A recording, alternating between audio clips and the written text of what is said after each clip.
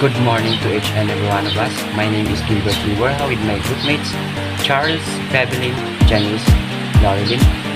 We are here to talk about multi-grade teaching and learning multi-curriculum. First, let me give you some background history of our report. When was the multi-grade introduced in the Philippine setting? Multi-grade system has implemented since 1920s.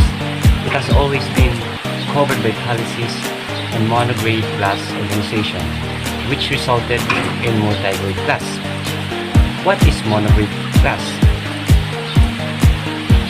From the word itself, mono means single or one. So it is a class includes students with a single grade level, usually with different abilities, normally group of similar age, and it can be a mixed age. Next, what is multi-grade teaching? Multi means plenty, many, or more than one. The word grade means level, therefore means many grades. Multi-grade teaching is a situation in which one teacher has to teach many grades, all at the same time.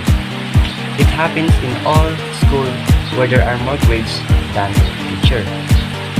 Next is, some multi-grade teachers may teach 2 grades but some teach 3 or 4 grades. In every small school, teachers may teach 6 or 7 grades at the same time under one group for entire school year. According to what I have researched, in Philippine public school system, classes with 2 grade level inside a classroom handled by the same teacher called combination classes, while 3 grade level conducted in one classroom are called multi-grade class that we are talking about right now. For the last one, as you can see in this diagram, teacher is the center of the 3 grades. Teacher are the one who teach these 3 grades that I can relate to the student-teacher relationship, which means single teacher or group of teacher are responsible for multi-grade classroom. They stay with the same teachers until they graduate. The students are working with the same teacher on their entire school. What are the other labels for multi-grade education?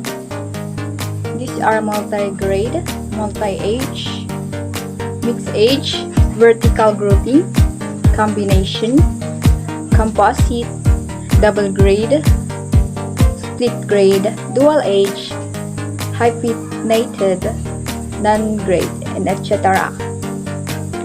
Multi-grade classrooms are not aberrations, but are used throughout the world and are likely to continue and grow in the use in the future.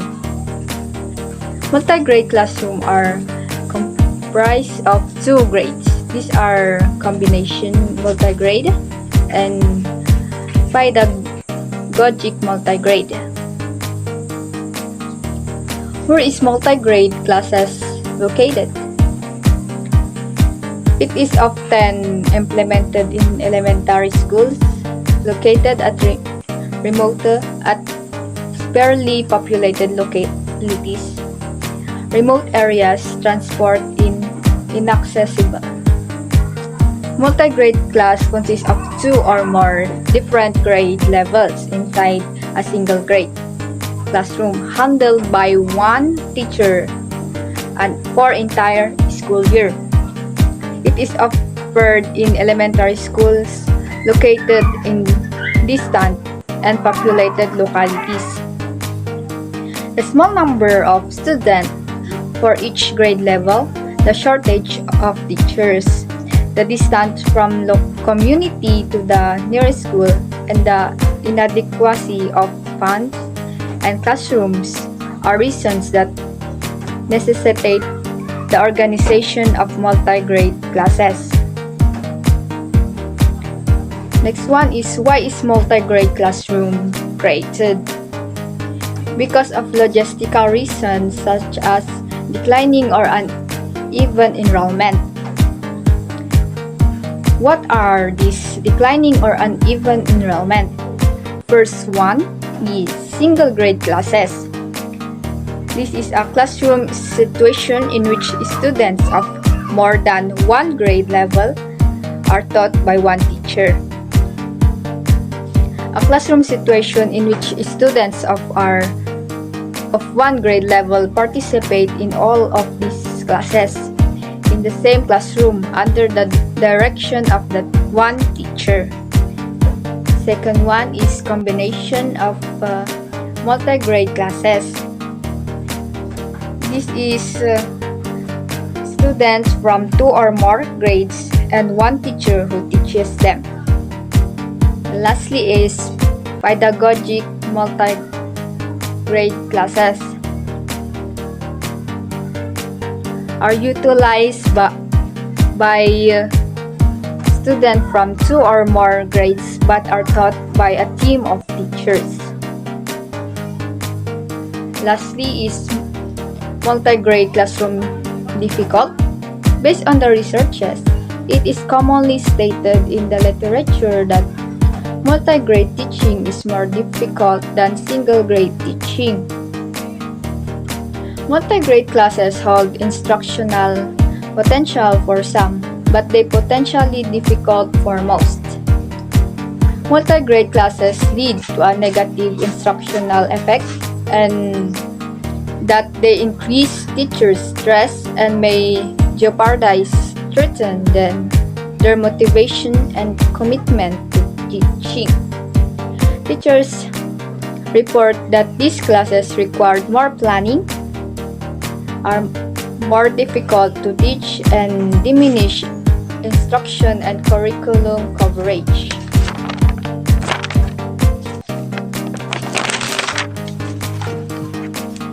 It is likely that quality of the learning methods in this is utilize the teacher's performance in the classroom makes of more of different than a multi-grade or a single grade approach.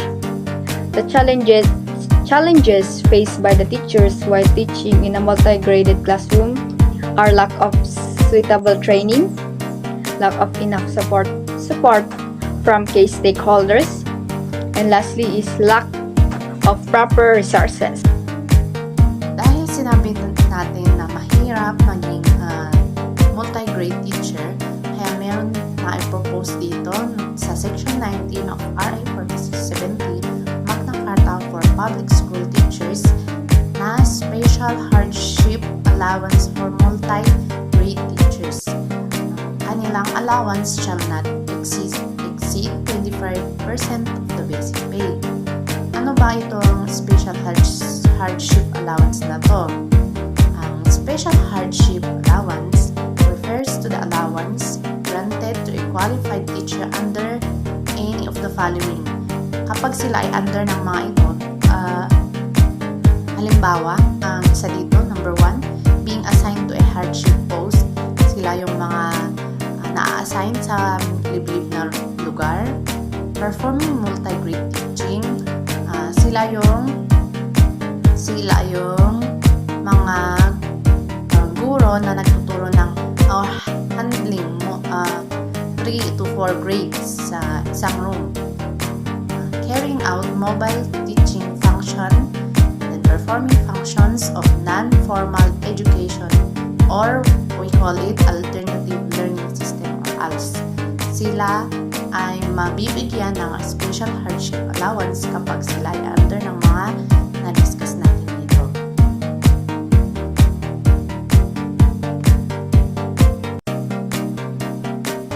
Next, ito yung kung paano nila kinu-compute yung salary ng mga kung paano o magkano yung kanilang nakukuha. Kapag ang isang guro ay ang hawak niya is 2 grades, 15% kanila makukuha. Handling classes of 3 grades, 20%. Handling classes of 4 or more grades, 25%. halimbawa kapag ang basic salary ng isang guro is 20,000, multiply nila ito sa handling classes. Halimbawa kapag dalawang klase yung hawak niya, so 15% times 15%, and then times 17 number of days present in a month, divided by 22 total number of working days in a month.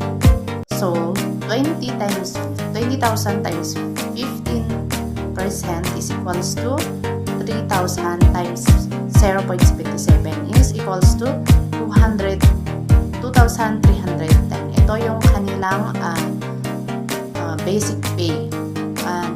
Take note, hindi po ito monthly, is claimed quarterly po ito.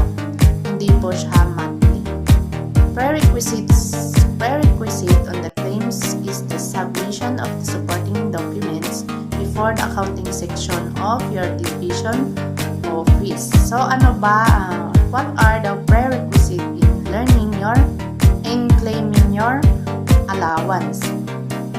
Ito kapag ipapas mo yung mga supporting documents. Tingnan natin kung ano po yung mga supporting documents.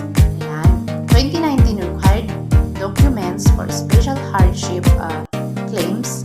Ito yung mga kailangan nila.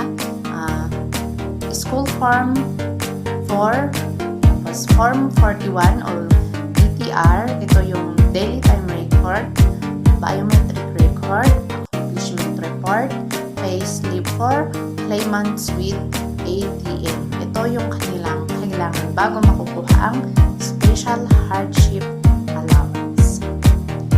Since natakal na natin ito, I just want to share yung experience ko ng elementary. Ang alam ko, kapag dalawa o tatlo yung, kasi we experienced that multi-grade na yan eh. Nakilahok kami sa ibang grades, kumbaga grade 2 and grade 3 sila. So, ang pagkakaalam namin, doble yung kanilang salary.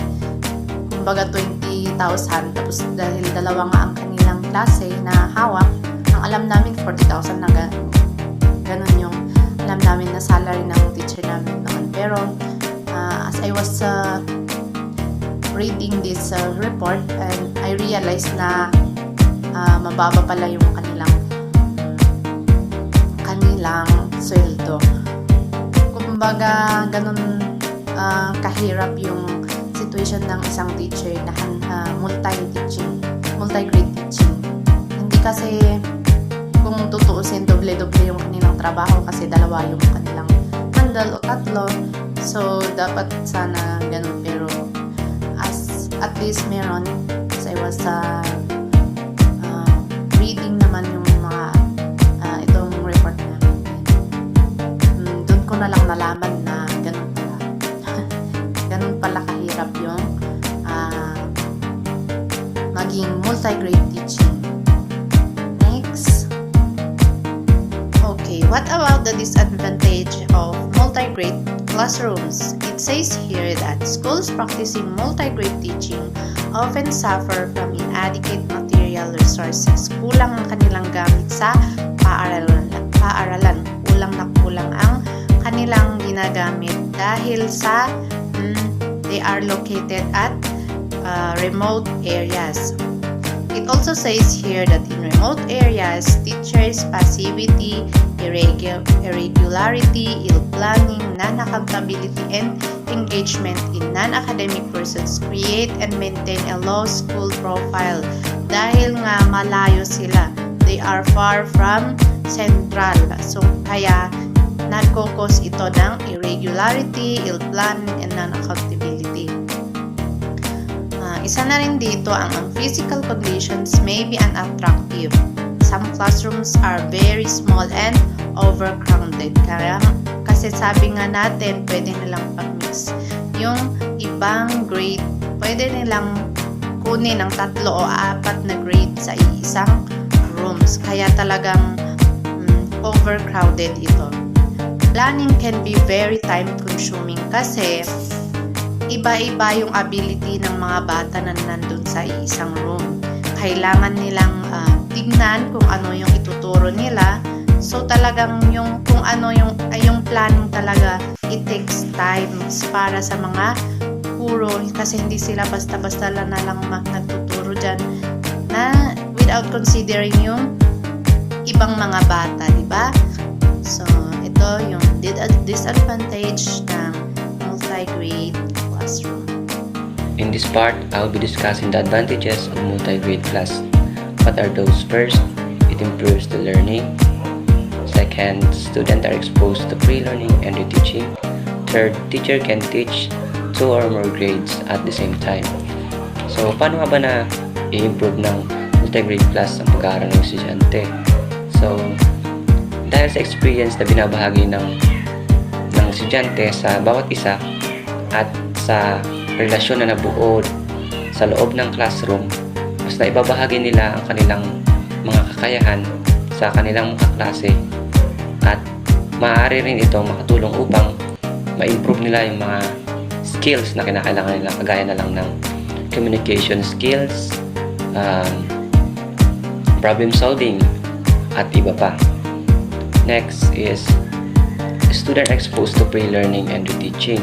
So, dahil dito, napigiging prepare yung mga mas nakakabata na estudyante na hindi na sila ma-pressure kung sakaling matapos na sila sa grade 1. Mas nagiging handa na sila, mas nagkakaroon sila ng kakayahan upang mas harapin nila yung susunod na level ng mas madali.